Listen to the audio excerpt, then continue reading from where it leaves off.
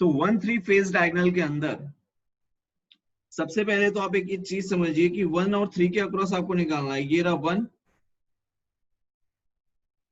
ये 1 और ये 3, ठीक है। इसके अक्रॉस फाइंड करना है आपको। अब जिसके अक्रॉस फाइंड करना है तो आप एक, मैंने आपको बताया था कि यहाँ पर आपको एक सिमेट्री देखने को मिलेगी। दूसरी चीज mirror symmetry, and second thing is that you have to cut it perpendicular. अब परपेंडिकुलर का मतलब क्या है कि अगर ये 1 और 3 है, इसका मतलब इसका परपेंडिकुलर क्या होना चाहिए, ये होना चाहिए 2 और 4 के अक्रॉस, यस और नो।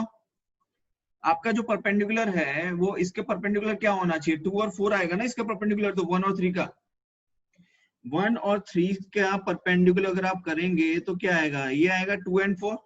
इसका मतलब आप इसको Yes. बीच से काटेंगे, तो जब आप इसे बीच से कट करेंगे तो ये इस तरीके से कट होगा। देखिए ये कुछ इस तरीके से कट होगा, लाइक दिस। क्लियर है, यस और no? Hello, Yes, Yes, sir. sir. Okay. जब ये इस तरीके से कट हो जाता है उसके बाद में बचता क्या है वो देखिए। अब ये कट हो गया मतलब ये वाली लाइन और ये वाली लाइन चली जाएगी, भाई कट हो जाएगा तो वो वाला पार्ट तो अलग हो जाएगा ना, यस और नो? लाइक यस्टरडे मैं आपको बता रहा था कि ये आपका बॉक्स है, ठीक है। इसमें से ये वाला एज और ये वाला edge, this one and this one, अगर ये कट हो जाता है तो कट होने के बाद ये यहां से क्या हो जाएगा, कुछ इस तरीके से हो जाएगा, राइट। मतलब ये वाला जो पार्ट है, ये बीच में जो एज बनी हुई थी, ये जो एज बन रही थी, ये एज क्या हो जाएगी, ब्रेक हो गई, मतलब ये वाली लाइन हट गई। सिमिलरली यहां से ये वाला लाइन भी हट जाएगा, यस और नो? तो हमने वही Yes, किया sir. यहां पर, समझिए। ये देखिए,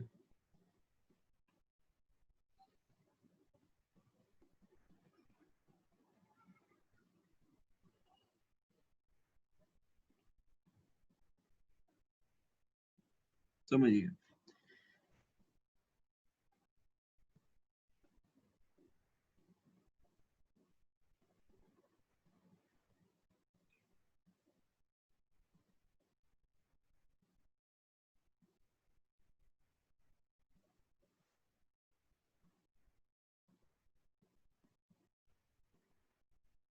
चलिए देखिए, अब आप यहाँ पे समझिए 1 2 3 4, 1 2 3 4 5 6 7 8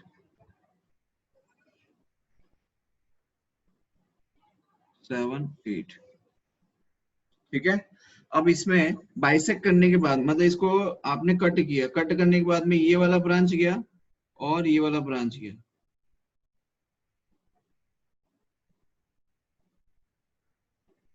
ठीक है। क्लियर है यहाँ तक? ओके ना, Yes, sir. Parth Prajapati, now your doubt. ये बेटा आ रहा है, ये आ रहा है, ये आ रहा है, ये आ रहा है, ये आ रहा है, ये आ रहा है, ये आ रहा है, ये आ रहा है, ये एंड ये आ रहा है। आपको 1 और 3 के अक्रॉस निकालना है, ठीक है। अब आप समझिए कि ये आर और ये आर, मैंने बताया था आपको कि क्या होता है 2r। सिमिलरली ये और आर, ये क्या हो जाता है 2r, 2r एंड, अच्छा सिमिलरली यहाँ पर देखिए ये भी कितना हो जाएगा 2r, ये कितना हो जाएगा 2r। क्लियर है यहाँ तक?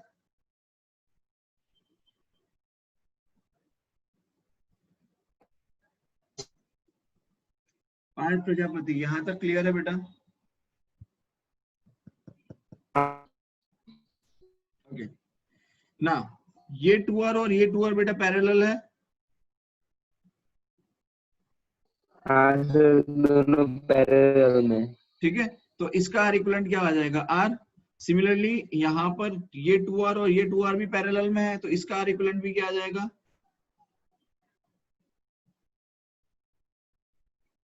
इसका आर इक्विवेलेंट हमने निकाला r, इस वाले का आर इक्विवेलेंट हमने निकाला r। अच्छा अब ये जो है ये r है, ये r प्लस ये r 2r और ये r कितना,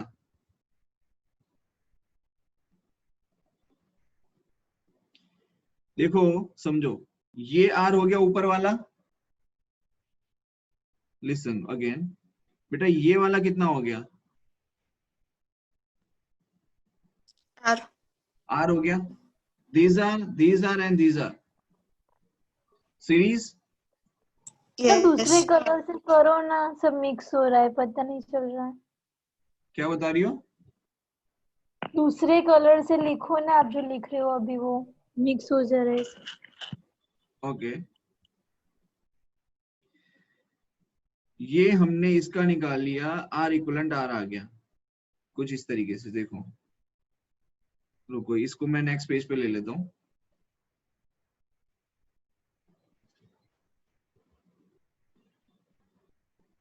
समझिए, इन दोनों का R इक्वलेंट मैंने ये ले लिया, कितना आया R। इसका मतलब ये गायब, ये गायब, यस और नो? Yes sir. ये R, ये R और ये R, ये तीनों R कैसे हैं? सीरीज में है। यस भाई अब तो क्लियर दिख रहा है। 1 2 and 3, these three are in series now, yes or no? Now these are in series, तो तीनों तीन रजिस्टर्स कनेक्टेड इन सीरीज, तो ये कितना हो जाएगा 3R, और ये नीचे जो आ रहा है वो कितना है R, so 3R and R, these are in parallel, so now R equivalent आपका जो आएगा वो आएगा 3R into R upon 3R plus R, yes or no?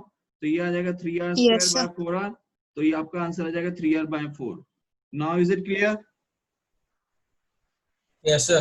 Yes, sir.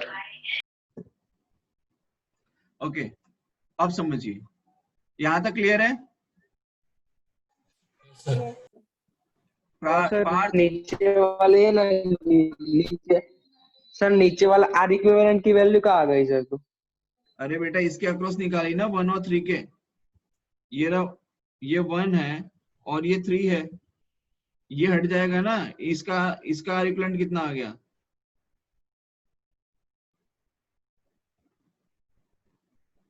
देख ये कितना आया, ये भी तो आर हो गया।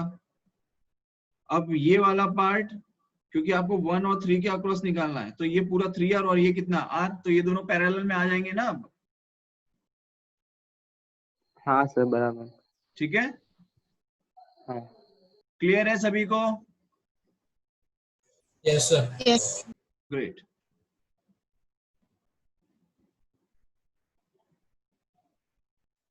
We will start discussion. First of all, we will start with discussion on energy and power. ठीक है, इसको शुरू करने से पहले एक थोड़ी सी स्टोरी है इसकी, ये समझते हैं। देखिए एनर्जी और पावर की बात तो हम करेंगे डेफिनेटली, बट उससे पहले एक बहुत बेसिक चीजें उसको भी समझते हैं। आप सभी जानते हैं कि आपके घर के अंदर जो इलेक्ट्रिकल अप्लायंसेस हैं उसे पैरेलल कॉम्बिनेशन में कनेक्ट किया जाता है, राइट?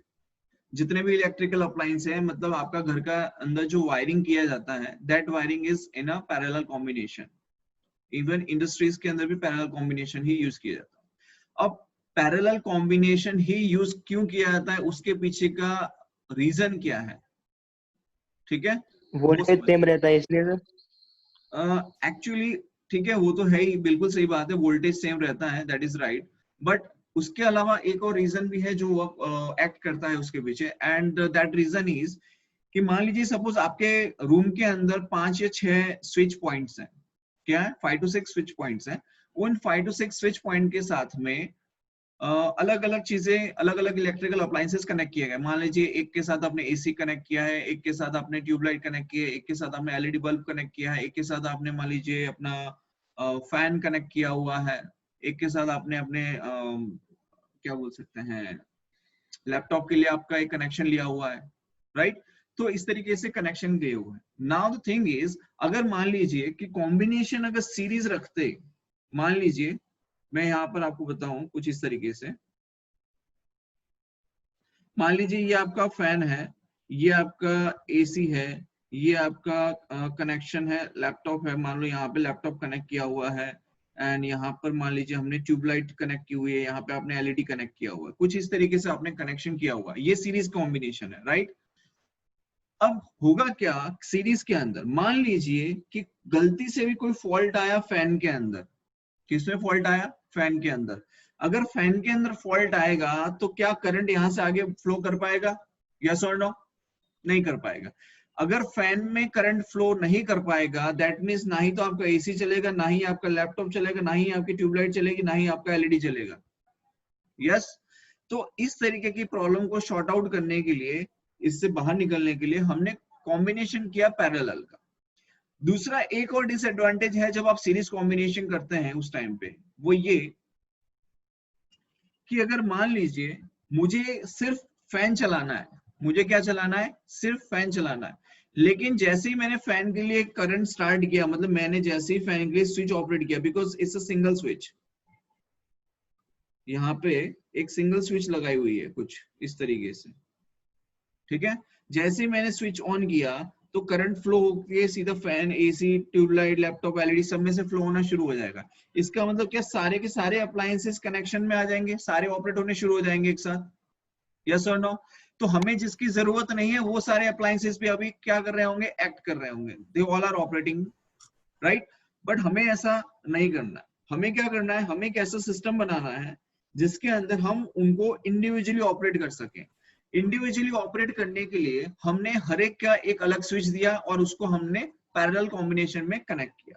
अब पैरेलल कॉम्बिनेशन में कनेक्ट करने का एडवांटेज क्या है, पैरेलल कॉम्बिनेशन में जब आप कनेक्ट करते हैं उसका सबसे बड़ा एडवांटेज ये है कि मान लीजिए आपने इस तरीके से कनेक्ट किया है, ठीक है, और ये आपका सप्लाई हो गया, ये मान लो आपका फैन हो गया, एसी हो गया, ट्यूबलाइट हो गया, एलईडी हो गया, राइट। अब जब करंट फ्लो होगा, मान लो कि आपकी एलईडी में कोई प्रॉब्लम आई, एलईडी बंद हो गई, तो कोई दिक्कत नहीं है, ट्यूबलाइट, एसी और फैन में तो करंट फ्लो के सर्किट पूरा हो ही रहा है, समझ में आई बात। तो वहां पर सर्किट जो है वो कंप्लीट हो रहा है पैरेलल कॉम्बिनेशन के अंदर, जबकि सीरीज में ये पॉसिबल नहीं हो पा रहा है। That's why always we prefer parallel combination, right. अब सीरीज कॉम्बिनेशन कहां पर आपको देखने को मिलता है, तो फिर तो देखिए सीरीज कॉम्बिनेशन का यूज किया जाता है, आप लोगों ने डेकोरेशन की लाइट्स देखी होंगी, जिसे हम लोग नॉर्मली सीरीज ही कहते हैं। आप मार्केट में जाते हैं, परचेज करते हैं, मार्केट में जाके कहते हैं कि we need a series, so series हमें आप दे दो। सीरीज का मतलब क्या है कि वहां पर बहुत छोटे छोटे बल्ब्स लगे होते हैं जो सारे कुछ इस तरीके से कनेक्टेड होते हैं सीरीज कॉम्बिनेशन के अंदर। और आप सभी जानते हैं कि अगर वहां पर एक बल्ब भी फ्यूज हो गया, राइट, मतलब एक बल्ब भी अगर उसके अंदर बंद हो गया तो बाकी के सारे क्या होते हैं, अपने आप बंद हो जाते हैं। आई बात समझ में। फिर आपको फॉल्ट फाइंड करना पड़ता है, फॉल्ट फाइंड करने के बाद आप उसको ब्रेक करके उसके वायर्स को कनेक्ट करते हो, एक स्मूथ सर्किट बनाते हो, and again it will start working. ये सब चीजें आपको ऑलरेडी पता है, नहीं पता है तो मैंने आपको बता दिया है। बोलो यहां तक किसी को कोई डाउट है सीरीज पैरेलल कॉम्बिनेशन के बारे में, anyone has any doubt? No sir. आपके घरों में जो एसी सप्लाई आती है या डीसी सप्लाई आती है, पहले बताइए। एसी। एसी। एसी सप्लाई आती है, राइट। Hello, yes sir. हाँ ग्रेट। सो आपके घर में जो सप्लाई आती है वो एसी सप्लाई होती है, बहुत बढ़िया। अच्छा, अब इसको रिप्रेजेंट कैसे किया जाता है, देखिए there are two types of supplies, one is the AC and another one is DC. तो एसी सप्लाई को हम कुछ इस तरीके से रिप्रेजेंट करते हैं और डीसी सप्लाई को हम रिप्रेजेंट करते हैं लाइक दिस। ये आपकी डीसी सप्लाई होगी, स्ट्रेट, क्लियर है। अब एसी सप्लाई का मतलब होता है ऑल्टरनेटिंग करंट या ऑल्टरनेटिंग वोल्टेज, डीसी सप्लाई का मतलब होता है डायरेक्ट करंट या डायरेक्ट वोल्टेज, ठीक है।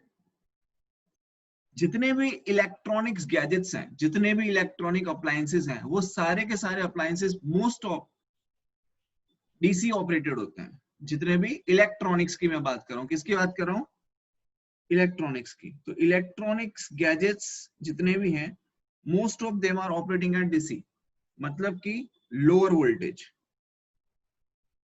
एंड हायर फ्रीक्वेंसी पे ऑपरेट होते हैं। एंड अगर मैं बात करूं इलेक्ट्रिकल अप्लायंसेस की, किसकी, इलेक्ट्रिकल अप्लायंसेस की, तो electric appliances all are operated high voltage and low frequency. समझ में आया। यहाँ पर बेसिकली मैंने आपको यहाँ ये भी बता दिया कि आप जब फ्यूचर में जाके इलेक्ट्रिकल इंजीनियरिंग या इलेक्ट्रॉनिक्स इंजीनियरिंग करेंगे, उस टाइम पे आपसे अगर पूछा जाए कि इलेक्ट्रिकल इंजीनियरिंग और इलेक्ट्रॉनिक्स इंजीनियरिंग में डिफरेंस क्या होता है, काफी स्टूडेंट्स ऐसे होते हैं जो पास आउट भी हो जाते हैं लेकिन उनको ये नहीं पता कि what is the basic difference between the electrical engineer and electronics engineer. ठीक है, तो ये डिफरेंस होता है इलेक्ट्रिकल और इलेक्ट्रॉनिक्स में कि electrical working on the high voltage and low frequency and electronics working at low voltage and high frequency. ये बेसिक डिफरेंस होता है। Second thing is that in home the supply is AC, और AC voltage हमारे घर में जो आ रहा है वो आ रहा है 220 volt with 50 hertz frequency, 220 volt with 50 hertz frequency. ये इंडिया के लिए है। It is not necessary to have the same voltage supply and the same frequency for other countries also. Like अगर मैं बात करूं यूएसए के बारे में, तो यूएसए के अंदर जो वोल्टेज सप्लाई है वो 110 वोल्ट है। कितनी है? 110 वोल्ट, एंड फ्रीक्वेंसी कितनी है? 60 हर्ट्ज। तो 110 volt and 60 hertz operating frequency in USA. ये आप लोगों को शायद हो सकता है पता भी हो, अगर आप लोग एप्पल के गैजेट्स यूज करते हैं या यूएस से कोई इंपोर्ट किया हुआ गैजेट्स यूज करते हैं, तो यू मस्ट बी नोइंग कि उनके साथ में एक एडेप्टर आपको यूज करना पड़ता है। क्या यूज करना पड़ता है? एडेप्टर। एडेप्टर क्यों यूज करना पड़ता है? बिकॉज आप एक चीज समझिए कि कोई जैसे मैं आपको एग्जांपल दूं, आज से करीबन 15-20 साल पहले इंटरकॉम होता, इंटरकॉम मतलब आपका कॉर्डलेस जो फोन होते हैं, कॉर्डलेस फोन्स, ठीक है। तो कॉर्डलेस फोन का पहले एक टाइम हुआ करता था, तब मोबाइल्स नहीं हुआ करते थे, राइट। तो कॉर्डलेस फोन जो होते थे तो लोग क्या करते थे कि यूएस से इंपोर्ट करते थे। अब कॉर्डलेस फोन में होता ये था कि वो ना गर्म होना शुरू हो जाता था। आफ्टर सर्टेन टाइम पीरियड आप उसको चार्ज करते हो तो वो चार्ज होते वक्त थोड़ा सा हीट लेता था। अब वो गर्म क्यों होता है भाई? उसको बनाया गया था 110 वोल्ट के ऊपर ऑपरेट करने के लिए, राइट। एडाप्टर लगाया जाता है, नो डाउट, बट एडाप्टर लगाने के बाद भी अगर वो वोल्टेज सप्लाई उसको 110 वोल्ट नहीं मिल पाती है, अगर उससे एक्सीड हो रही है सप्लाई, देन डेफिनेटली वो गर्म होना शुरू हो जाता है। ठीक है, क्योंकि आप समझिए कि किसी बच्चे को 2 रोटी खाने के लिए आदत है और आप उसको 6 रोटी खिलाओगे तो क्या हालत होगी? फट जाएगा वो। यस और नो?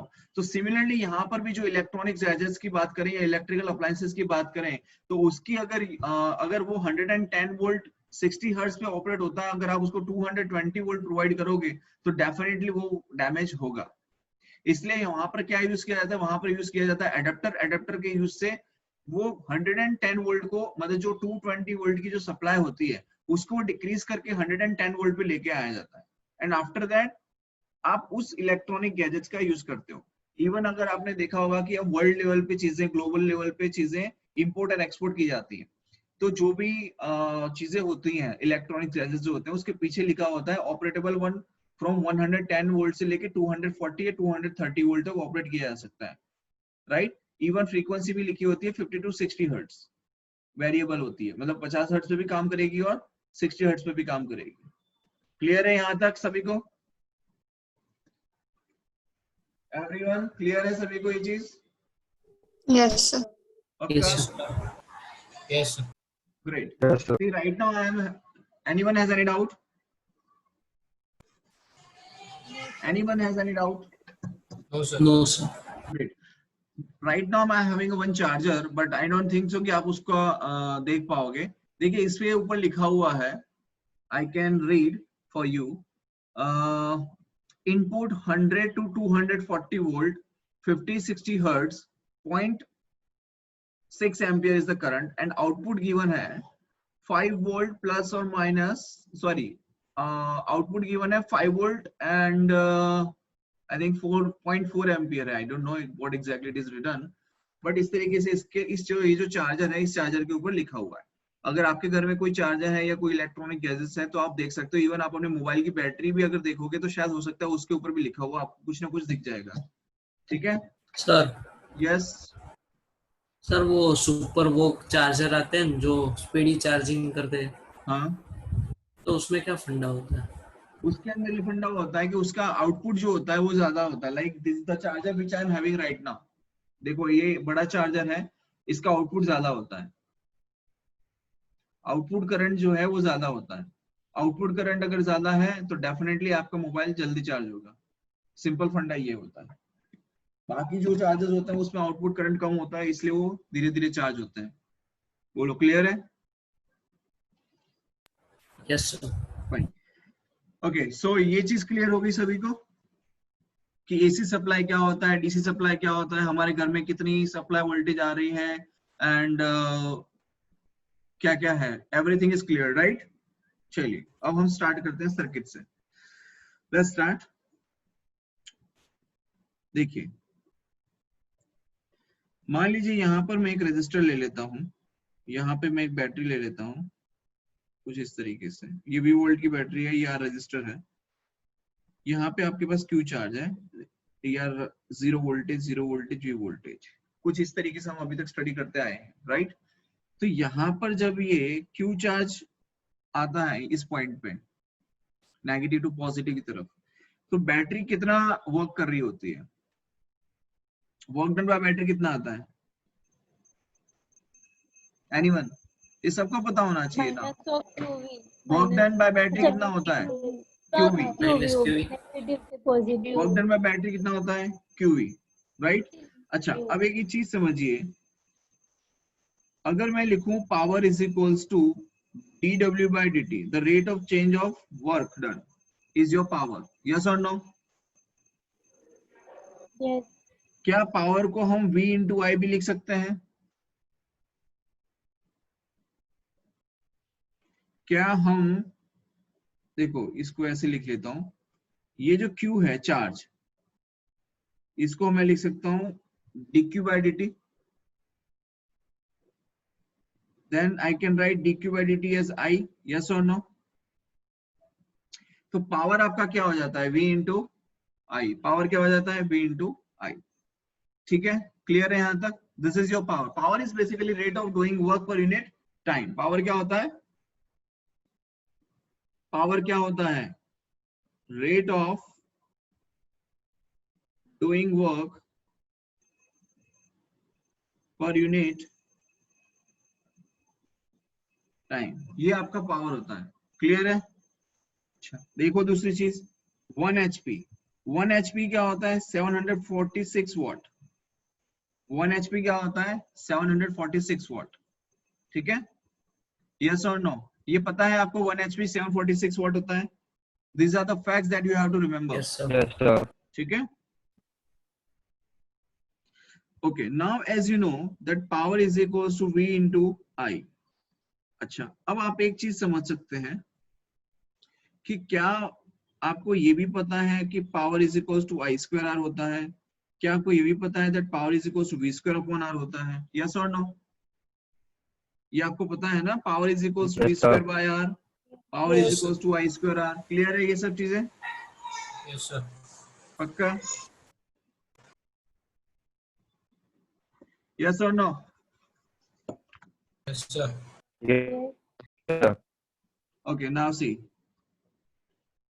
तो पावर को हमने, पावर इज इक्वल्स टू क्या लिख सकते हैं, D by D T, power is equal क्या लिख सकते हैं, डी बाई डी टी या D W by D T, जो आपको लिखना चाहो आप लिख सकते हो, आप इसको लिख सकते हो power is equals D W by D T, और you can write D E by D T, E is your energy is equals to I square R, ठीक है। अगर मुझे इसमें एनर्जी फाइंड करनी है या वर्क डन फाइंड करना है तो मैं क्या कर सकता हूँ, देखिए अगर करंट कांस्टेंट है, समझिए if the current is constant then there is not an issue, but जब आपको ऑल्टरनेटिंग करंट पढ़ाया जाएगा, ईएमआई और एसी करके एक चैप्टर हम आगे स्टडी करेंगे आज से करीबन 1 महीने के बाद, ठीक है। तो उस चैप्टर के अंदर क्या होता है कि वहां पर जो करंट आपको मिलेगा दैट करंट इज वेरिएबल, मतलब वो जो करंट होगा वो टाइम के साथ क्या करेगा, वेरी करेगा। अगर करंट वेरिएबल नहीं है then there is no problem, but अगर करंट वेरिएबल है तो उस केस में आप एनर्जी कैसे फाइंड करेंगे वो देखिए।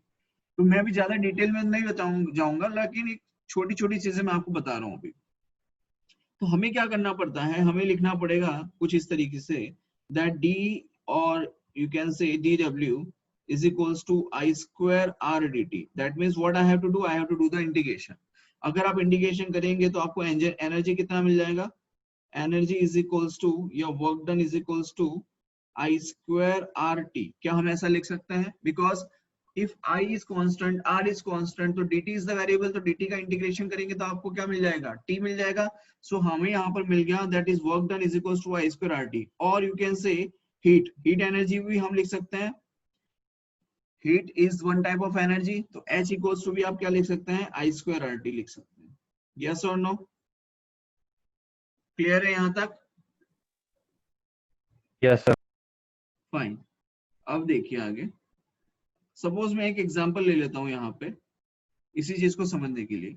यहाँ पर मैंने एक 2 ओम का रेजिस्टर ले लिया। क्या ले लिया? 2 ओम का रेजिस्टर ले लिया। अब इस 2 ओम के रेजिस्टर में से करंट पास हो रहा है 2 एम्पियर। कितना करंट पास हो रहा है? 2 एम्पियर से। तो find out the power and find out the heat loss in 2 second. Find the power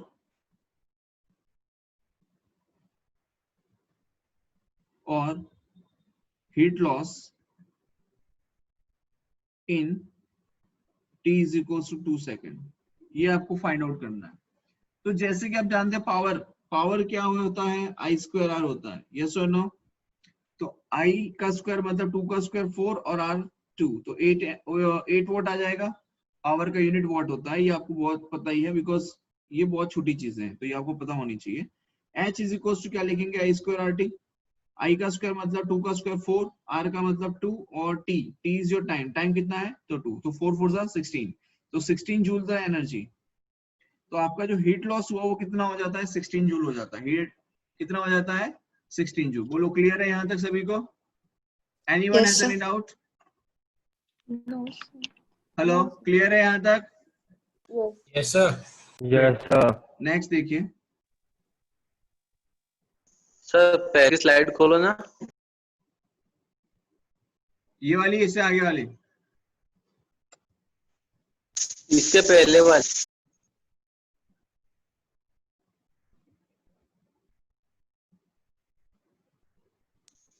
okay.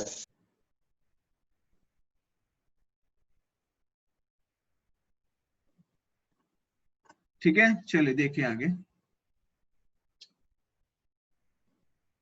देखिए यहाँ पर मैं आपको एक केस लेके बता रहा हूँ वेरिएबल करंट के लिए। सपोज R रजिस्टर है जिसमें से करंट I फ्लो हो रहा है, तो I कितना फ्लो हो रहा है, I equals to I naught sine omega T current flow हो रहा है। कितना फ्लो हो रहा है, I equals to I naught sine omega T. ठीक है, I naught is the maximum current that you all know. ठीक है, now this current is variable with respect to time. To find out the heat generated in one cycle. आपसे पूछा क्या जा रहा है, find out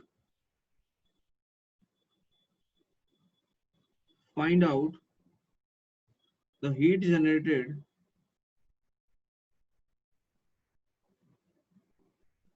in one cycle. एक cycle के अंदर कितना हीट जनरेट होगा ये आपको फाइंड आउट करना है।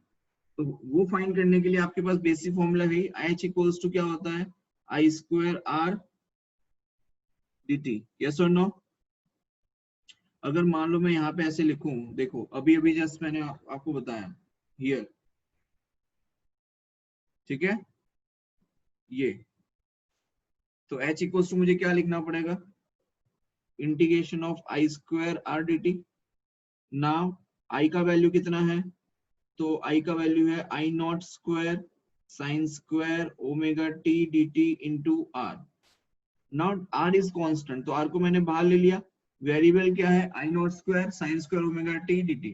अच्छा, उसमें I नॉट स्क्वायर भी क्या हो जाएगा, constant, because I not square is the maximum value. तो मैंने यहाँ पे लिख लिया I not square R integration of sine square omega t dt। ठीक है, तो I not square R sine square omega t dt क्या हो जाता है, 1 minus cos 2 omega t bye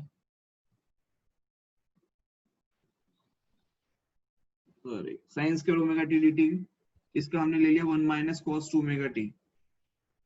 ठीक है, ये फॉर्मूला पता है ना आप लोगों को?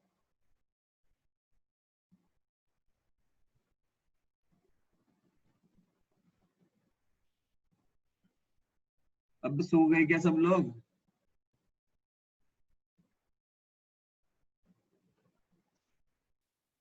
It's a simple mathematics, nothing else. Anyone has any doubt?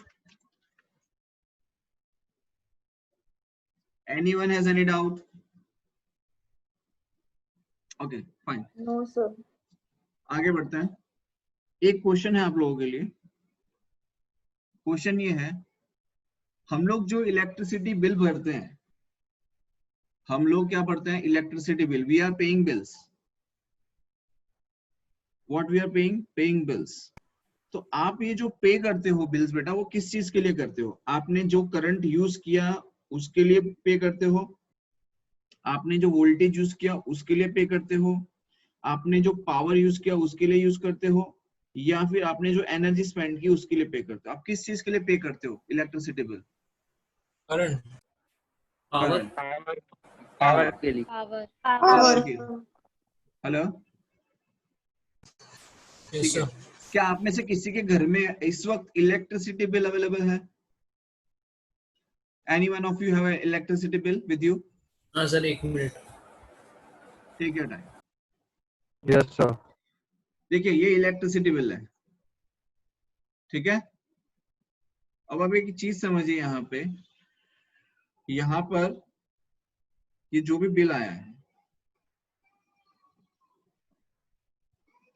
ये बिल किस चीज के लिए आया है? क्या लिखा है? क्या दिखाई दे रहा है आपको? क्या लिखा है यहाँ पे?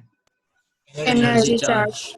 That means you are using energy and for that you are paying. आप जो एक यूनिट बता रहे हो बेटा कि एक यूनिट, तो what does it mean कि 1 यूनिट क्या होता है? 1 यूनिट का मतलब होता है 1 kWh। 1 यूनिट का मतलब क्या होता है? 1 kWh। समझ में आ रही है बात आपको? And 1 kilowatt hour is basically a energy, ठीक है। देखिए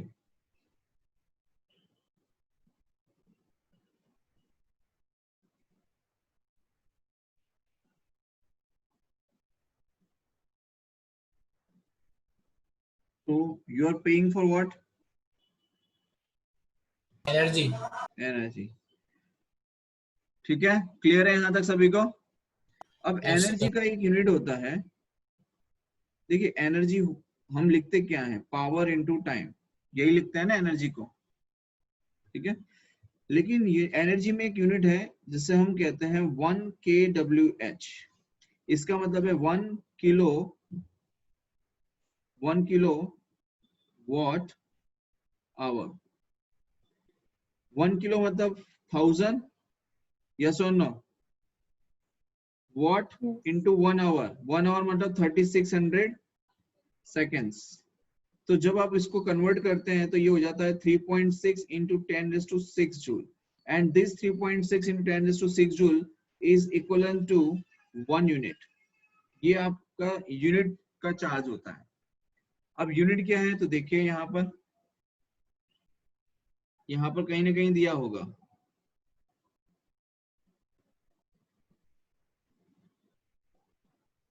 सी 110, 100, 170। ये क्या है? यूनिट। ये क्या है? यूनिट। समझ में आ रहा है? तो 1 यूनिट दैट मींस कितना एनर्जी हुआ? 3.6 इंटू 10⁶। बोलो क्लियर है यहां तक? Yes sir. Anyone has any doubt? नहीं है। नेक्स्ट। अब मान लीजिए कि आपके घर में हम एक रैंडम कैलकुलेशन कर लेते हैं। क्या करते हैं? एक रैंडम कैलकुलेशन कर रहे हैं इलेक्ट्रिसिटी बिल कैसे आता है वो देखने के लिए, ठीक है। तो मैंने लिया कि there are 10 fans in your house. कितने? घर में 10 फैन है। Each fan is having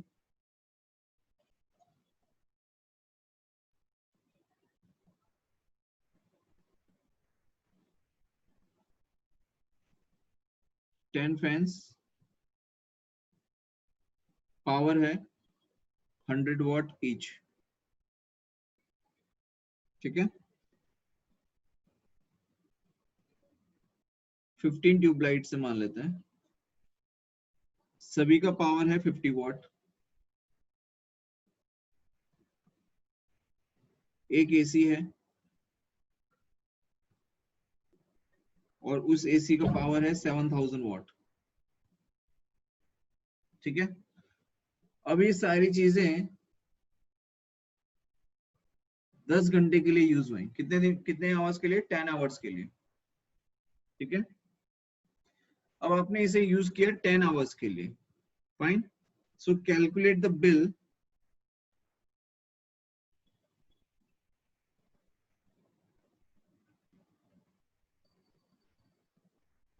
for 1 day. एक दिन का हम कैलकुलेट कर रहे हैं। फाइन, तो देखो सबसे पहले आपके पास क्या होना चाहिए एनर्जी करने, एनर्जी फाइंड करने के लिए? पावर पता होना चाहिए और टाइम पता होना चाहिए। आपको टाइम पता है कितना है? 10 hours, but you need to find it in a second. किसमें फाइंड करना पड़ेगा आपको? सेकंड में। तो हम एक काम करते हैं, हम पहले क्या करते हैं, टोटल पावर फाइंड आउट कर लेते हैं। भाई टोटल पावर कितना यूज हो रहा है। ठीक है, so to find the total power हम लिख लेते हैं सॉल्यूशन यहां पर। तो फैन का पावर कितना होगा? 10 फैन 100 वॉट, तो कितना टोटल पावर कितना हो जाएगा? 1000 वॉट। 15 ट्यूबलाइट्स 50 वॉट, तो ट्यूबलाइट का टोटल पावर कितना आ जाएगा? 750 वॉट। एक एसी, तो एसी का टोटल पावर कितना हो जाएगा? Consumption, sorry 7000 what. ठीक है, अभी टोटल पावर आप कैलकुलेट करोगे तो ये कितना आ जाएगा? 8750 वॉट। ये इतना पावर आ गया टोटल। ठीक है ना, एनर्जी क्या होता है? तो एनर्जी होता है power into time. Total power into time, तो टोटल पावर कितना आ जाएगा?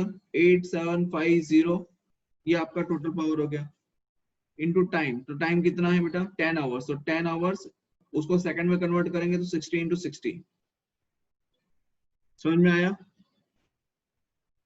समझ में आया? सर अब आप Yes, इसका sir. एक कैलकुलेशन ले लो, तो ये आपके पास एनर्जी आ जाएगी जूल में। किसमें आ जाएगी एनर्जी? जूल के अंदर एनर्जी आएगी, जो भी आए। अच्छा, अब मुझे तो क्या चाहिए भाई? मुझे ये पता है कि 1 यूनिट का मुझे 7 रुपए पे करना पड़ता है। अगर मैं 1 यूनिट एनर्जी यूज कर रहा हूँ, that means I have to pay 7 rupees. So I need to find out how much unit I am using, मैं कितना यूनिट यूज कर रहा हूँ। ठीक है, तो वो यूनिट फाइंड करने के लिए मैं क्या करूंगा? To find the units, number of units used. क्या करेंगे नंबर ऑफ यूनिट्स फाइंड करने के लिए? ये जो भी एनर्जी आएगा, ये जो भी एनर्जी आएगा 8750 इंटू 10 इंटू 3600, ये जो भी एनर्जी आएगा, you have to divide this energy by 3.6 into 10⁶. So what you will get units, और वो जो यूनिट्स आएंगी उसको आपको मल्टीप्लाई करना है 7 के साथ में, and you will have the amount, कितना पैसा आपका चार्ज होगा। समझ में आया? समझ में आया? समझ में आया कि नहीं आया भाई? Yes sir. Yes, sir. Clear है यहाँ सर तक? 7 से क्यों मल्टीप्लाई किया? क्या कह रहा है? हाँ समझ गया। Anyone has any doubt? No, sir. पक्का? ठीक है, चलिए नेक्स्ट क्वेश्चन देखिए सभी लोग।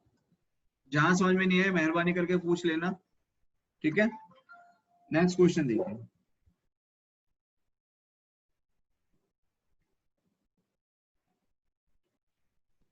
Okay, so now the thing is कि हमारे पास में एक बल्ब है।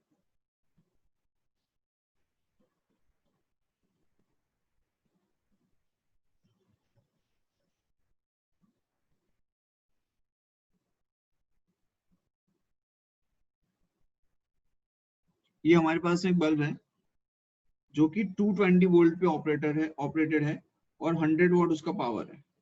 ठीक है, अब इस बल्ब को मैं ले गया कहां पे? मेरा ट्रांसफर हुआ मान लो, भाई मेरा तो होने वाला नहीं है। खैर चलो मान लेते हैं काव्या का ट्रांसफर हुआ यूएसए, यूएसए में काव्या को जॉब मिल गई सपोज।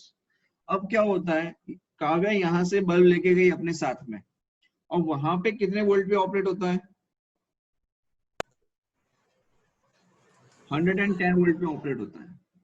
ठीक है, तो जब आप यहां से जो बल्ब लिया है जो 220 वोल्ट 100 वाट पे ऑपरेटेबल है, उसे जब आप यूएसए लेके जाएंगे तो यहां पर आपको पावर कितना मिलेगा, ये आपको फाइंड करना है। कर सकते हो, कर सकते हो। देखिए एक चीज समझिए आप, कि जब आप यहां से किसी अदर कंट्री में एक बल्ब को लेके गए, ठीक है, तो वोल्टेज सप्लाई चेंज हो गई, लेकिन एक ऐसी चीज है जो चेंज नहीं होगी, और वो क्या है, वो है उसका रेजिस्टेंस। वो क्या है उसका 25 what, resistance. Resistance. 25 what. 25 what is the right answer. ठीक है, अगर हम इसको देखें, सॉल्व करें अगर, तो देखिए इसमें कौन सी चीज है जो चेंज नहीं हो रही है, तो वो है उसका resistance. So we can find out first of all its resistance, that R is equal to V square by P। तो V स्क्वायर बाय P से 220 into 220 divide by power, that is your 100, ये आपका resistance आ जाएगा। ठीक है, या आप simply ऐसा भी लिख सकते हैं, दैट 220 का स्क्वायर बाय 100, ये आपका रेजिस्टेंस है। अब ये रेजिस्टेंस चाहे इंडिया में रहो तो रहेगा, चाहे आप यूएसए चले जाओ तो भी वही रहेगा। बट पावर, जो नया पावर आपको मिल रहा है, द न्यू पावर, वो क्या होगा, तो V स्क्वायर बाय R। अब वोल्टेज कितना सप्लाई हो रहा है, 110 का होल स्क्वायर, और रेजिस्टेंस कितना है, तो रेजिस्टेंस है 220 का होल स्क्वायर बाय 100, तो 100 कहाँ जाएगा, ऊपर जाएगा। ठीक है, तो 1 into 10, 110, ये 2, तो 2 का स्क्वायर कितना हो जाएगा, 4, और 4, ये 2 का स्क्वायर हो जाएगा, तो 2 का स्क्वायर होगा 4, 4 और ये 100, तो 25, तो पावर कितना आएगा, 25 वॉट। तो वहां पे जाके आपको कितना पावर मिलेगा काव्या, 25 वॉट। कितना पावर मिलेगा, 25। ठीक है, तो मत लेके जाना, कोई फायदा नहीं होगा। क्लियर है, ओके ना, एनीवन हैज एनी डाउट, इसमें किसी को कोई डाउट है?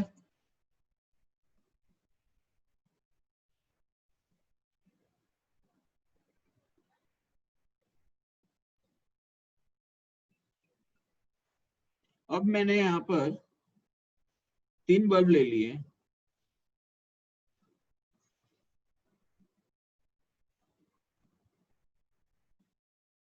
ठीक है, एक बल्ब है 100 वाट पे ऑपरेट हो रहा है, दूसरा बल्ब है वो ऑपरेट हो रहा है 50 वाट पे, और तीसरा बल्ब है वो ऑपरेट हो रहा है 25 वाट पे।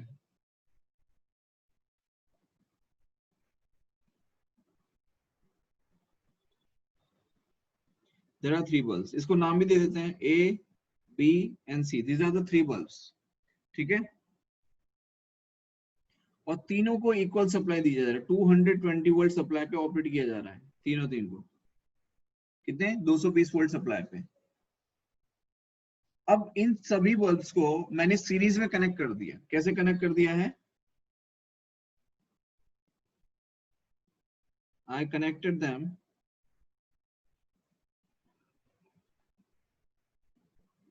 in series like this with 220 volt supply. This is A, this is B and this is C। ठीक है,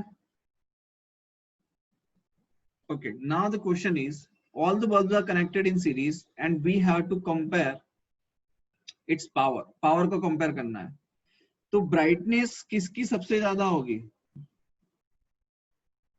आपको उसे अरेंज करना है ब्राइटनेस के according. A is greater than B is greater than C, दूसरा ऑप्शन है C is greater than B is greater than A, तीसरा ऑप्शन है A equals to B is equals to C, और चौथा option है B is greater than A is greater than C। These are the options you have। ठीक है, तो किसकी brightness सबसे ज्यादा होगी, ये आपको सॉल्व करना है। कैसे करेंगे, सेकंड ऑप्शन। कैसे, सर रेजिस्टेंस तो हाँ सर सब सर में बी। सेम होगा। ये सर ऑप्शन। रेजिस्टेंस सब में डिफरेंट होगा सर। हाँ अब सर देखो सर, जिसमें सर रेजिस्टेंस ज्यादा होगा उसमें पावर सप्लाई ज्यादा होगी। जिसमें रेजिस्टेंस ज्यादा होगा उसमें पावर ज्यादा होगा, और पावर ज्यादा होगी तो ब्राइटनेस ज्यादा होगी सर। और सर करंट तो कांस्टेंट है, सीरीज कनेक्शन है इसलिए। Exactly good. कभी कभार तो तू दिल खुश कर देता है। चलो देखो, as you all know it is connected in series. तो सीरीज में power equals to I square R, सभी को पता है। करंट विल रिमेन सेम, तो what will change? Resistance will be different in all the cases. तो देखो resistance of ए अगर आपको निकालना है तो V square by P A, resistance of B निकालना है तो V square by P B, resistance of C निकालना है V square by power of C. ठीक है, क्लियर है यहां तक? यू नो द पावर, सभी का पावर आपको पता है, वोल्टेज सप्लाई आपको पता है, तो रेजिस्टेंस आपको मिल जाएगा। यस और नो? अच्छा, अब जिसका पावर ज्यादा है, किसका पावर ज्यादा है? ए का सबसे ज्यादा है, वी स्क्वायर बाय 100, इसका है वी स्क्वायर बाय 50 और इसका है वी स्क्वायर बाय 25। अगर ये पावर कम है, इसका मतलब रेजिस्टेंस क्या होगा? ज्यादा होगा। और जिसका रेजिस्टेंस जितना ज्यादा होगा, क्या पावर यहाँ पर brightness power equals to I square से जब आप कैलकुलेट करोगे तो जितना रेजिस्टेंस ज्यादा होगा उतना ही पावर ज्यादा होगा। यस और नो? तो ब्राइटनेस उतनी ही ज्यादा मिलेगी आपको। तो ब्राइटनेस के लिए हम लेंगे second option is right, that C is greater than B is greater than A. ये सही है।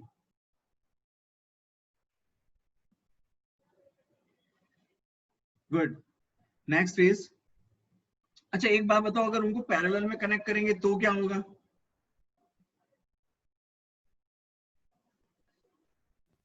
अगर आप उसे पैरेलल में कनेक्ट करेंगे तो क्या सीक्वेंस आएगा?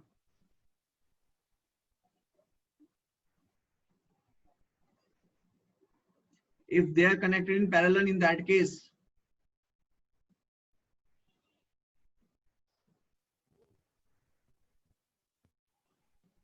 A greater than B greater than C. हाँ, A greater than B greater than C. in case हाँ, of sir. parallel, in case of parallel, voltage supply क्या सभी को सेम मिल रही है? पैरेलल में सबको सेम वोल्टेज सप्लाई मिलेगी। और पैरेलल में हम क्या अप्लाई करेंगे? V square by are.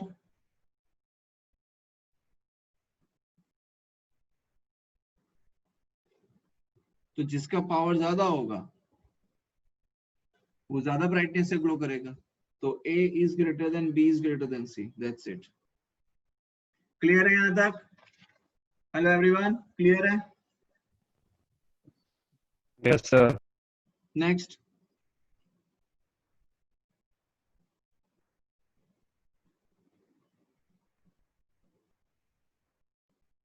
ये बल्ब का सिंबल है, आपको अगर पता नहीं हो तो मैं भी बता दूं।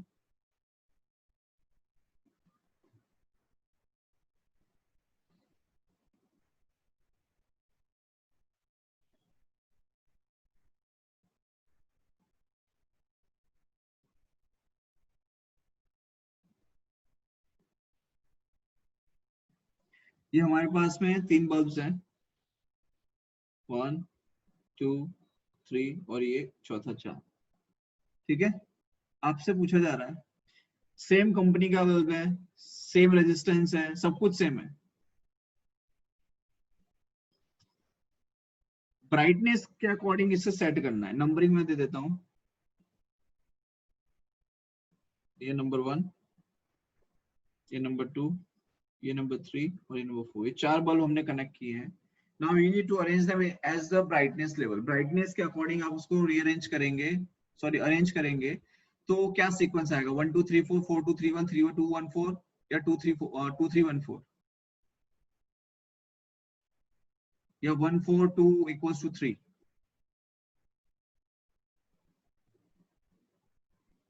क्या आएगा? समझिए, करंट आई जा रहा है यहाँ पे, तो मैक्सिमम अमाउंट ऑफ करंट किस में जा रहा होगा? क्या इसी में जा रहा होगा maximum amount of current? Yes और नो? Yes. उसके बाद में करंट दो पार्ट में डिवाइड हो रहा है, एक जगह जा रहा है करंट I1 और दूसरी जगह करंट जा रहा है I2।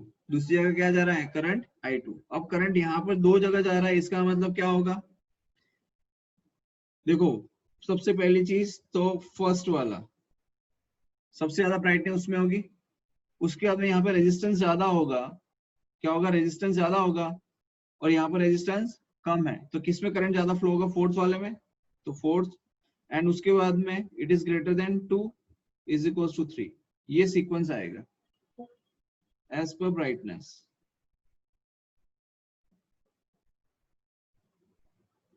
Anyone has any doubt in this? Sir. Anyone has any doubt? Next.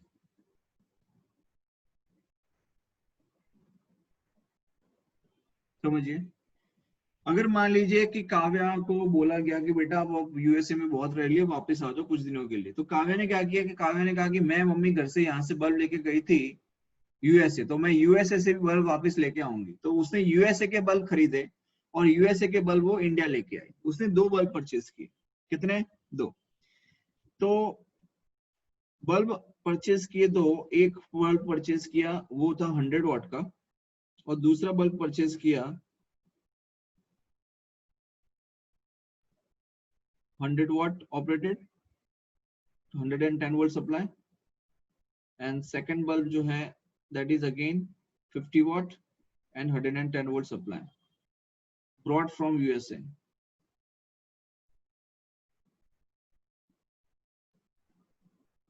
ठीक है, अब क्या हुआ? अब विधि ने कहा कि भाई काव्य तो ये यूएसए से जो है बल्ब लेके आई है, इसको चलो कनेक्ट करके देखते हैं कि इसकी ब्राइटनेस कैसी है। ठीक है, तो विधि ने कहा और काव्य ने जोड़ दिया। अब ये चमत्कार देखने के लिए खुशी को भी बुलाया गया और प्रिया को भी बुलाया गया। ठीक है, और प्राची को भी बुलाया गया। तीनों इकट्ठे थे, भाई तीनों फिजिक्स के महारथी हैं सभी लोग, तो अपनी अपनी राय देने के लिए सब बैठे थे। किसी ने कहा कि भाई ये 110 वोल्ट ऑपरेटेड बल्ब है, यहाँ पे कैसे चलेगा? किसी ने कहा नहीं नहीं बिल्कुल चलेगा, किसी ने कहा नहीं नहीं दोनों फूट जाएंगे। ऐसे ही करके बहस होती रही और कंक्लूजन तब निकला जब उसे स्विच ऑन करके चेक किया गया।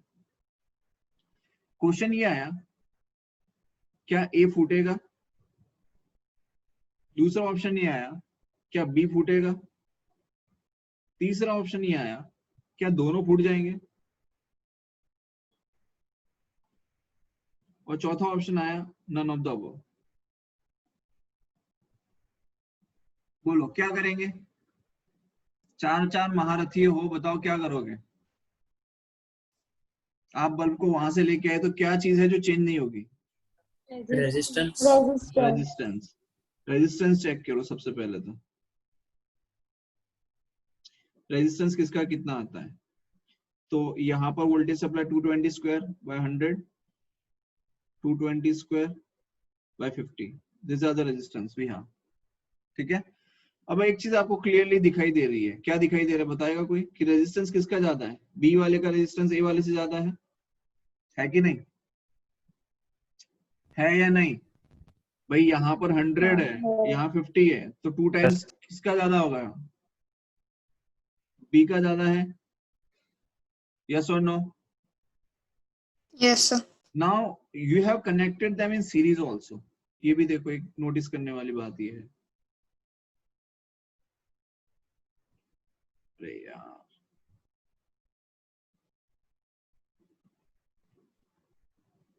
ठीक है, इसका मतलब क्या हुआ? सीरीज के अंदर जब करंट फ्लो होता है, करंट तो सेम फ्लो होगा, करंट सेम फ्लो होगा कि नहीं? लेकिन इसके अक्रॉस जो वोल्टेज आएगा, वोल्टेज के लिए क्या लिख सकते हैं? VA is equals to I into RA and VB is equals to I into RB। इसका मतलब क्या यहाँ पर वोल्टेज ज्यादा आएगा B के अक्रॉस क्योंकि रेजिस्टेंस ज्यादा है? यस और नो? Yes. अब एक चीज तो क्लियर है कि RB is greater then RA and that is also 2 times. तो यहाँ पे जितना आएगा क्या उससे तो ज्यादा ही आएगा यहाँ पे। यस और नो? अब ये ऑपरेट किया जाता है 110 वोल्ट पे। अगर हम इसको इक्वली भी डिवाइड करेंगे तो भी 100 एंड 110 जाएगा। बट जैसे कि आपको जानते हैं कि RA is less and RB is greater, तो वोल्टेज ड्रॉप यहाँ पे बोलते यहाँ पर इस पॉइंट पे B के अक्रॉस ज्यादा वोल्टेज आएगा। जब B के अक्रॉस ज्यादा वोल्टेज आएगा तो कौन फूटेगा? B वाला ही तो फूटेगा, क्योंकि उसको 110 से ज्यादा सप्लाई मिल गई। 110 वोल्ट से ज्यादा वोल्टेज किसको मिला? B वाले को मिला। तो कौन सा फूटेगा? B वाला फूटेगा। क्लियर है यहां तक? Yes. Voltage Yes. Across B is greater then 110 volt. जब ये सिचुएशन खड़ी हो रही है तब वो B फूट जाएगा।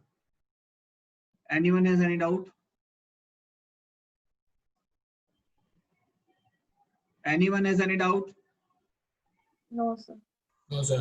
ये क्लियर है सभी को? Sir. पक्का?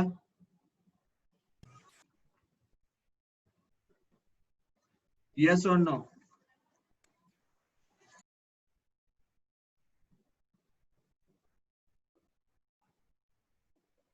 नेक्स्ट,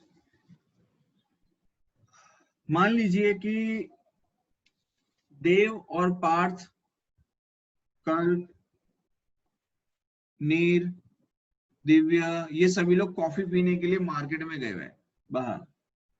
ठीक है, आ रही थी। अब जो इलेक्ट्रिक केटल थी, ठीक है, समझो, उसके अंदर क्या किया गया कि 2 रेजिस्टर्स थे उसमें। कितने? 2। अब एक जो है उस रजिस्टर से 10 मिनट में कॉफी तैयार हो गई, और दूसरा जो रजिस्टर है, मतलब मान लो सपोज हमारे पास में 2 इलेक्ट्रिक केटल है। सपोज केटल 1 जो है उसके अंदर बनने में 10 मिनट लगी, और केटल 2 जो है उसमें बनने में 15 मिनट लगी। केटल 1 का रेजिस्टेंस R1 है, केटल 2 का रेजिस्टेंस R2 है। समझे आप? केटल 1 का जो रजिस्टर है, तो केटल 1 में रजिस्टर है, केटल 1 से कॉफी को बनने में लगे कितना टाइम? 10 मिनट। और केटल 2 का यूज किया गया, उसमें जो रजिस्टर लगा हुआ है उसकी हेल्प से कॉफी को बनने में लगा 15 मिनट का टाइम। अब ये सब महारथी फिजिक्स के, इन्होंने उसको बोला भाई इतना टाइम थोड़ी ना लगता है। तो उन्होंने कहा कि तू क्या कर रहा है? उसने कहा कि भाई मेरे पास 2 रजिस्टर है, ऐसे ऐसे यूज किया, एक में 10 मिनट बनी, एक में 15 मिनट बनी। तो किसी ने कहा कि एक काम कर, इन दोनों रजिस्टर्स को connect them in series, connect both the registers, दोनों में से निकाल ले, connect both the registers in series. इन दोनों रजिस्टर को निकाला और क्या किया? सीरीज में लगा दिया। बहुत बढ़िया। अब भाई बहस हुई कि भाई सीरीज में ही क्यों, हम सीरीज में क्यों कनेक्ट करेंगे? उन्होंने बोला एक काम कर, तू पैरेलल में लगा। तो उसने बोला कि भाई connect them, connect both the registers in parallel. अब वहां पे जंग शुरू हुई कि किसमें ज्यादा टाइम लगेगा, किसमें कम टाइम लगेगा, ये फाइंड करने के लिए कहा गया। क्या कहा गया? कि find out the time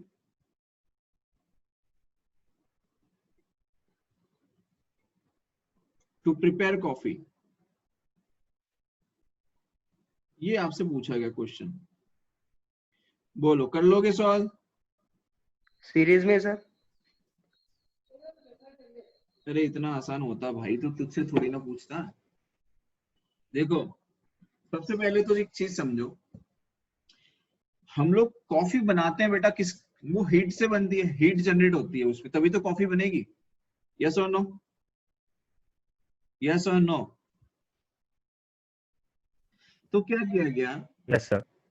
H is equals to V square by R1 into T, और दूसरा है h is equals to V square by R two into T.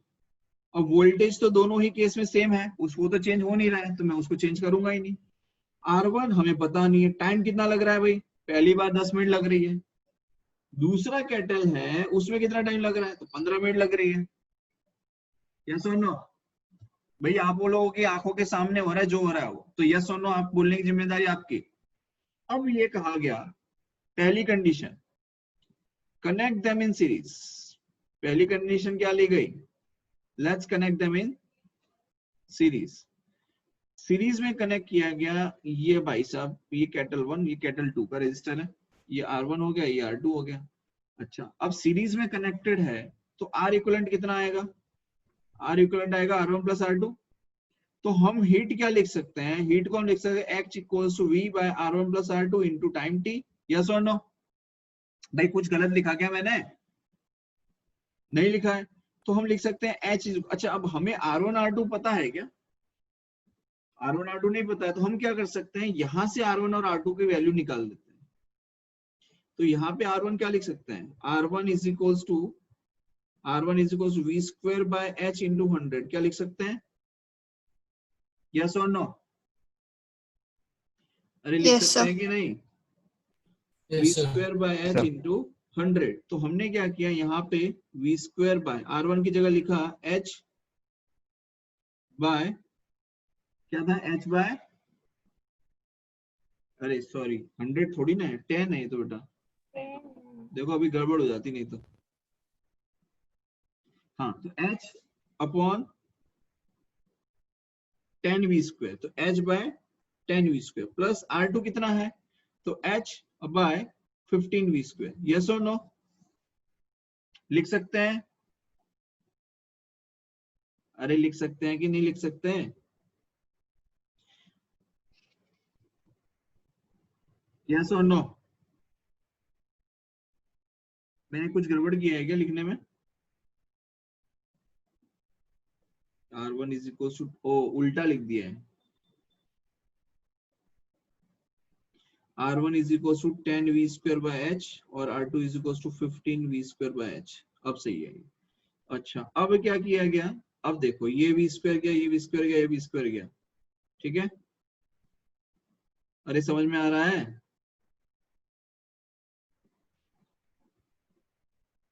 यहां से H ये गया, ये H गया, तो बचेगा क्या वो देखो,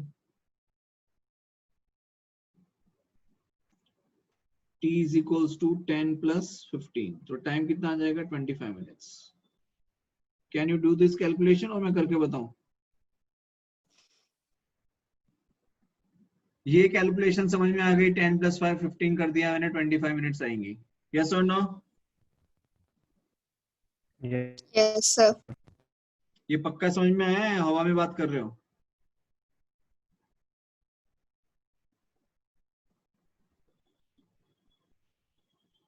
अरे यार बिल्कुल, मतलब क्या बोलूं, तुम लोग 11th में पढ़ रहे हो, किस में पढ़ रहे हो, 12th में पढ़ रहे हो तुम लोग, अभी तक ये छोटी कैलकुलेशन समझ में नहीं आती तुम लोग को। देखो यहाँ पे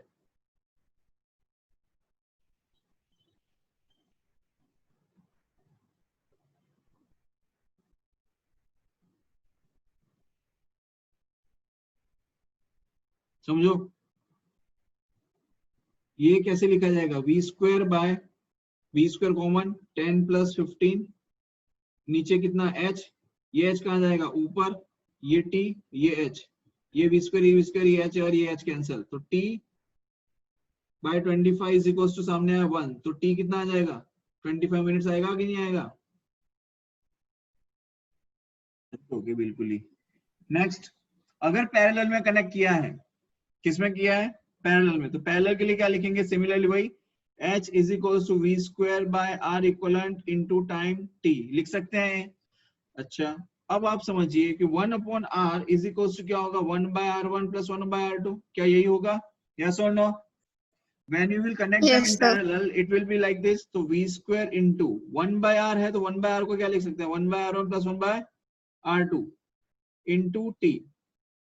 अब देखो V square into 1 by R1, ठीक है, तो 1 अपॉन, अच्छा अब यहाँ पे लिख देखो, R1 को हमने लिखा था बेटा 10 V square by H, इसका मतलब 1/r1 क्या लिखा जाएगा, h/10 v स्क्वायर लिख सकते हैं। 10 v तो square. यहाँ पर मैंने क्या लिखा, 1/r1 की जगह लिखा h/10 v स्क्वायर, और 1/r2 की जगह क्या लिखा, h/15 v square into time t। Clear है? अब यहाँ से v स्क्वायर को बाहर ले लो, ये v स्क्वायर, ये v स्क्वायर, ये h बाहर आ गया, रिमेनिंग क्या है 1/10 प्लस 1/15 इंटू टाइम t, और ये आपका h आ गया, ये v स्क्वायर, ये v स्क्वायर, ये h और ये h कैंसिल आउट। ठीक है, तो ये 1/10 प्लस 1/25 और 1/15 करो। ठीक है, तो 15 प्लस 10 25, 25 डिवाइड बाय 150 तो 6, तो टाइम कितना आ जाएगा 6 मिनट। 150 डिवाइड बाय 25 कितना आ जाएगा 6 मिनट। तो किसमें कम टाइम लगेगा, पैरेलल। पैरेलल कॉम्बिनेशन में। किसमें कम टाइम लगेगा,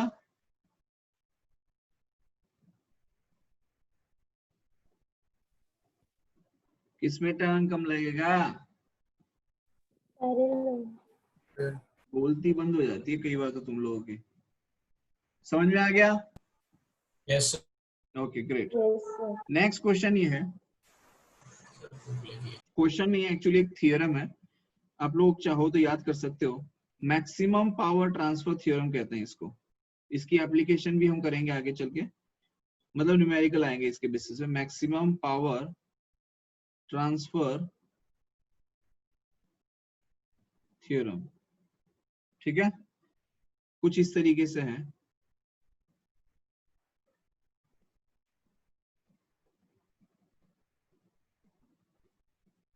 ये कैपिटल आर, ये स्मॉल आर, और ये बैटरी ई।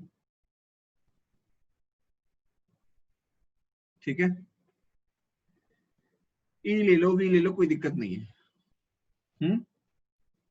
मान लो ये मैंने वेरिएबल रजिस्टर लिया है और आपसे ये पूछा गया है how much amount of resistance should be added so that maximum power can be have.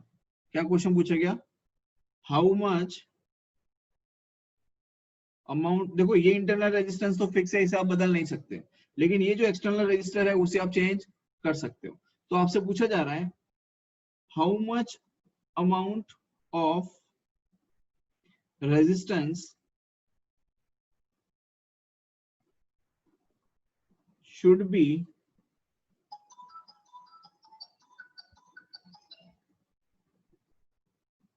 added so that maximum power can be had। ये क्वेश्चन है, बताओ क्या करोगे इसके लिए। देखो आपको मैक्सिमम पावर निकालना है बेटा। क्या निकालना है, मैक्सिमम। आप लोगों को 11th स्टैंडर्ड में पढ़ाया गया था, मैक्सिमम मिनिमम के लिए हम क्या कर लेते हैं, डिफरेंशिएशन करते हैं और इसको इक्वेट किसके साथ कर लेते हैं, जीरो के साथ कर लेते हैं, राइट। तो यहाँ पर भी वही करेंगे। तो सबसे पहले देखो पावर इज इक्वल टू क्या लिख सकते हैं हम लोग, आई स्क्वायर आर, और आई इज इक्वल टू क्या है, तो आई इज इक्वल टू है E by capital R plus small R का होल स्क्वायर इंटू आर। क्या ये लिखना बिल्कुल सही है। आप चाहें तो क्या इसे ऐसे भी लिख सकते हैं that power is equals to E square by capital R plus small R का whole square into capital R. ठीक है, यस और नो, हेलो, यस पक्का। Yes, sir. Yes sir. हाँ, अब देखिए डीपी बाय डी आर मतलब differentiation of power with respect to R करेंगे, बिकॉज वही वेरिएबल है, जो वेरिएबल होता है उसी के रिस्पेक्ट में हम करते हैं डिफरेंशिएशन। ये तो पता होना चाहिए आपको।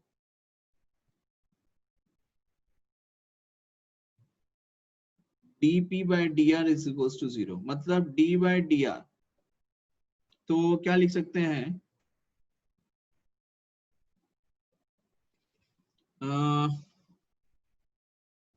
पावर कितना है E square by capital R plus small R का whole square into small R equals to 0। क्या यही है, यस और नो। हाँ यही है। Yes, sir. अब देखो इसको जब आप डिफरेंशिएट करोगे, देखो डिफरेंशिएशन अब आपको आना चाहिए, ठीक है। अब ये पूछने वाली बात नहीं है कि डिफरेंशिएशन कैसे किया, तो डिफरेंशिएशन मैं लिख रहा हूँ E square by R plus R का होल स्क्वायर माइनस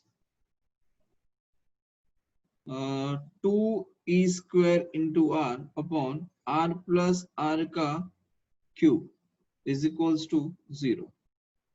ठीक है, ये समझ में आया? ये डिफरेंशिएशन आपको करना रहेगा। नाउ इसमें से कॉमन क्या निकाल सकते हो? तो E square by R plus small R का होल स्क्वायर कॉमन, रिमेनिंग क्या रहेगा? 1 minus 2 into capital R upon R plus small R, ये रिमेनिंग है, इक्वल्स टू 0। तो जो रिमेनिंग है उसको इक्वेट कर लो। ठीक है, तो क्या करेंगे? 1 माइनस, इसको उधर ही ले जाते हैं, देखो 1 minus 2 into capital R by R plus small R is equals to 0। तो ये हो जाएगा r plus small R minus 2r equals to 0। तो माइनस 2r प्लस आर, तो माइनस r प्लस r, तो small r is equals to capital R। ये relation establish हो गया।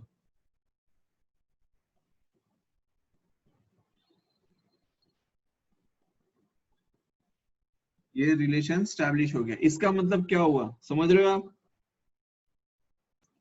इसका मतलब क्या हुआ? सर प्रीवियस स्लाइड खोलो।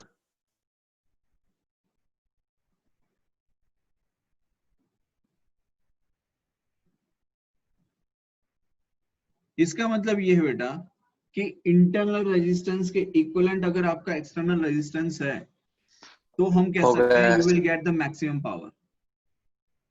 समझ में आया? समझ में आया? Yes, sir. Yes, sir. You will Yes, get the sir. maximum power in which case when you have internal resistance is equals to external resistance. Is it External fine? resistance. Next, Yes, sir. इसी के basis पे मैंने आपको जैसे बताया था कि मैं एप्लीकेशन करके देखेंगे, तो एक छोटा सा एग्जांपल है वो देखिए। ठीक है, यहां पर मैंने कुछ इस तरीके से रजिस्टर लगा लिए हैं।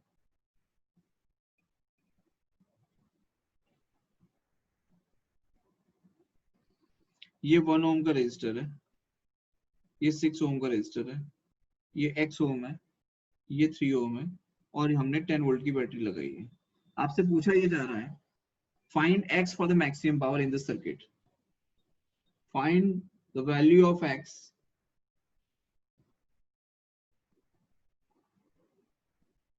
in the circuit. क्या आएगा for maximum power?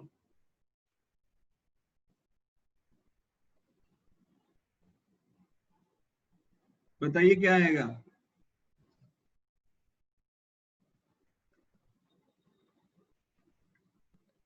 कितना आएगा?